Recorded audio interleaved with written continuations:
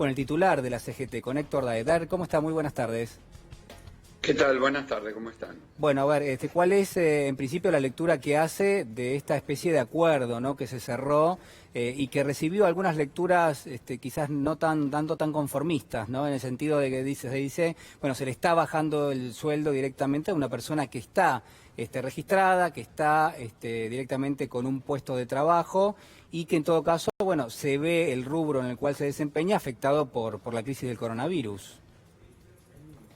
Sí, la verdad que libres pensadores hay para ser dulce en nuestro país, ¿no? Primero y principal tenemos que decir las cosas como son. El mes de marzo las empresas lo tenían que pagar entero.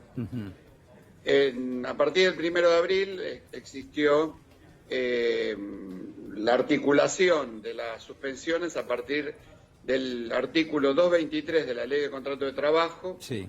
Este artículo permite la negociación de la empresa individualmente con cada trabajador o trabajadora, con grupos o por empresa.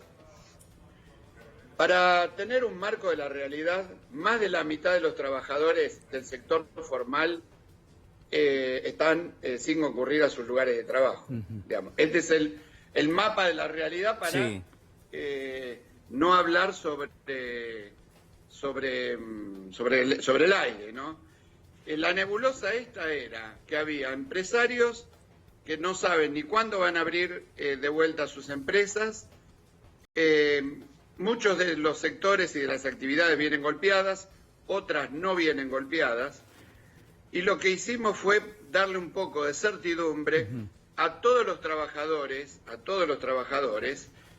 que están en sus casas sin poder ir a trabajar y que no saben si van a cobrar el sueldo, si no lo van a cobrar, porque también está la fantasía de creer que infinitamente se puede sostener desde un negocio de muebles a una fábrica o lo que fuera, sin generar un camino para transitar esta cuarentena y esta pandemia. Con lo cual, lo que hicimos fue eso. No bajar salarios, primero y principal. La percepción por las suspensiones no son salarios. Los salarios son los que perciben los trabajadores que concurren a trabajar, que están trabajando desde sus casas o que están exceptuados de prestar tareas por patologías preexistentes o por un tema de edad. Si no miramos el mapa de la realidad, nos vamos a equivocar. Nos vamos a equivocar. Y todavía queda mucho por transitar de este rumbo, porque no solo va a ser transitar la pandemia, sino en la pospandemia empezar a pensar cómo salimos de la crisis profunda que genera este parate de la economía en el país, ¿no? Daer, en ese contexto, usted habla de suspensiones, no mencionó los despidos, sabemos que hubo en algunos casos, luego salió un decreto en el que se prohibían. ¿Los despidos son algo que ustedes evalúan de aquí en adelante? Porque si una empresa no puede reflotar luego de la crisis, lamentablemente va a cerrar. Bueno, acá es el rol de todos, ¿no? Y sobre todo del Estado, que está haciendo un esfuerzo importante por sostener los ingresos de los trabajadores, en ver de qué manera generamos la posibilidad de que los trabajadores, porque este acuerdo, que no es un acuerdo entre CGT y UIA, es un acuerdo tripartito donde participaron ministros, donde se empezó a conversar en un ámbito mucho más amplio de ministros de otras cámaras empresariales y demás, para llegar a esto, que tiene dos miradas, dos garantías.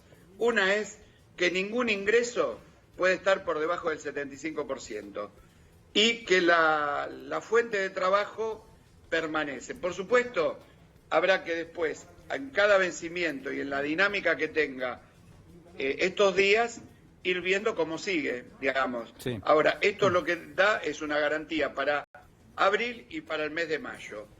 Y yo le quiero decir, con respecto a esto, que si miran las conversaciones que venían teniendo todas las actividades, se van a dar cuenta que no estamos hablando de una cosa ilógica. Y más aún, como este artículo 223 de la Ley de Contrato de Trabajo permite la negociación de 1 a 1, imagínese el universo de personas que estaban a punto de ser llamadas por los empresarios y firmando un acuerdo que podía ser el 10, el 20 o el 30% o el 50 o el 100% de su salario. Usted dice que sirve como una... en qué lugar, sirve como pero referencia. iba a generar condiciones muy heterogéneas. Sí, ¿no? lo sumamos a Mariano Martín. Mariano. ¿Qué tal, Daer? Sobre ese punto me parecía importante aclarar de boca suya algunas inquietudes que surgieron. Por ejemplo, hay quienes entienden que a partir de este acuerdo, automáticamente la empresa que no está trabajando puede disponer una reducción salarial del 25%. ¿Esto, en todos los casos, requiere el aval del sindicato en un trámite formal ante el Ministerio de Trabajo? Esto lo que hicimos fue que en el caso ese, el nivel de negociación se lleve a la paritaria, que es el nivel de la organización sindical con la Cámara Empresarial. Si no se da, bueno, seguramente se va a desagregar, pero el mínimo es ese 75%.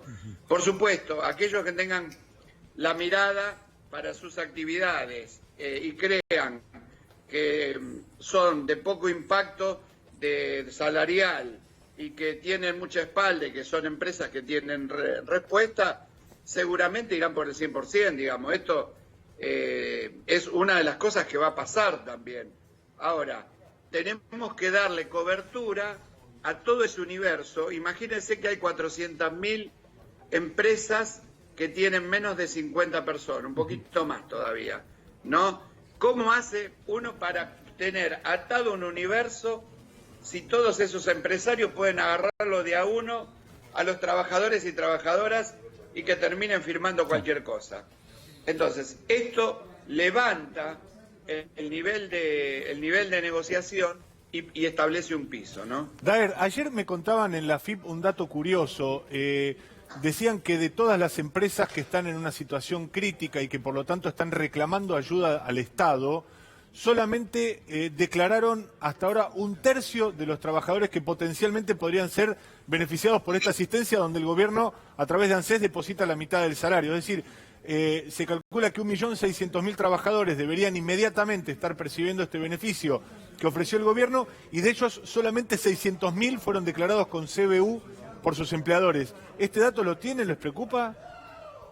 Sí, este dato lo estuvimos hablando ayer tanto con el ministro de Trabajo como con otras autoridades.